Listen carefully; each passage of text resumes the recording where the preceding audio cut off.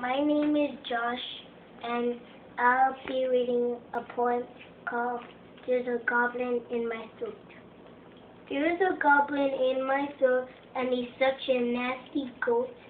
He always wants his way with the words I try to say. If I try to say clown, he changes it to frown. If I try to say daisy, he changes it to lazy. If I try to say wink, he changes it to stink. It's very hard to be nice with a goblin in your throat, but still I love hate because life is so beautifully and you're sweet as sugar salt. You see, these terrible things I say are not really my fault.